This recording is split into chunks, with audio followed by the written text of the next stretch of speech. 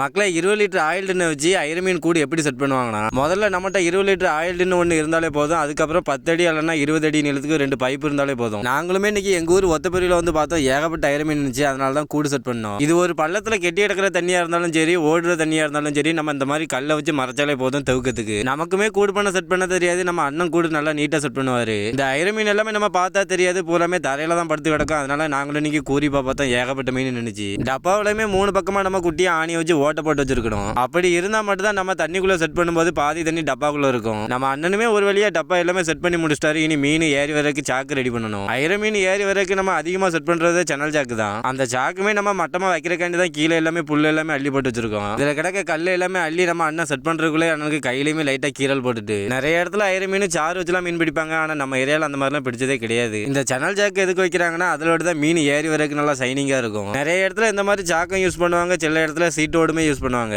டப்பா எல்லாமே நாங்களும் செட் பண்ணி முடிச்சாச்சு. இனி பைப்ல இருந்து தண்ணியும் கொண்டு வந்தாச்சு. இந்த பைப்ல இருந்து தண்ணி கொண்டு வரது நம்ம பாதி தண்ணி சாக்கலையும் உழணும், பாதி தண்ணி டப்பாலையும் உழணும். நாங்க இன்னைக்கு ஒரு டப்பா தான் வச்சிருக்கோம். ஆனா மீன் 2 பக்கம் இருந்து ஏறி வர மாதிரி செட் பண்ணியிருக்கோம். இந்த பைப்புக்குள்ள இருந்து வர தண்ணியை நம்ம நீட்டா அடைச்சாதான் மீன் எதுவுமே மேல போகாத அளவுக்கு பண்ண முடியும். டப்பா வைக்கிற கூட ஈஸியா வச்சு முடிச்சிட்டோம். ஆனா அந்த பைப் லைன் வைக்கிறது தான் ரொம்ப கஷ்டமா இருக்கு. நாங்களுமே பைப் எல்லாமே செட் பண்ணிட்டு தான் இருக்கோம். தண்ணி ஃபோர்ஸ் வரனால பைப்பு நிக்க முடியுது. நமக்கு தெரிஞ்ச ஐரமீன் கூட இப்பதான் செட் பண்றதே பாக்குறோம். இந்த மீனுக்கு நம்ம கூட இப்ப செட் பண்ணாலுமே நைட்டு தாங்க அதிகமா மீன் ஏறும். இந்த இடத்துல ஐரமீன் எந்த அளவுக்கு இருக்கு, அதே மாதிரி கெண்டகத்திலி மீன் அதிகமா தான் இருக்கு. ஆனா நம்ம டப்பால ஏறது எந்த மீனா இருந்தாலும் ஐரமீன் மட்டும் தான் நம்ம டப்பால இருக்கும். நம்ம அண்ணனுமே ஒரு வழியா பைப்பை செட் பண்ணி தண்ணி நீட்டா கொண்டு வந்துட்டாரு. நம்ம சாக்குல விழுற தண்ணி பாத்தீங்கன்னா கொஞ்சமா தான் விழுது. அதனால இன்னொரு பைப்பு செட் பண்ணணும். அந்த தண்ணியோட ஃபோர்ஸ் கொஞ்சம் அதிகமா இருந்தா தான் மீனுமே ஏறி வரைக்கும் நல்லா இருக்கும். அதுக்குமே நம்ம வீட்டுல நல்லிக்கு யூஸ் பண்ற ஒரு ஓசை தாங்க எடுத்துட்டு வந்தோம். அதையுமே நம்ம அதோட ஜாயின் பண்ணி செட் பண்ணி வச்சாச்சு. இந்த கூடு செட் பண்றதுக்கு நம்ம ₹1 கூட செலவு இல்லாம தான் இந்த கூடு செட் பண்றோம். நாங்க மொத்தத்துல இந்த கூடு செட் பண்றதுக்கு மொத்தமா அரை மணி நேரம் ஆயிருக்கு. இது கரெக்டான விதிமுறையில நம்ம வச்சாதான் கரெக்டான மீன் ஏறும். அவ்வளவுதாங்க, நாங்களும் ஒரு வழியா வேலையை முடிச்சாச்சு.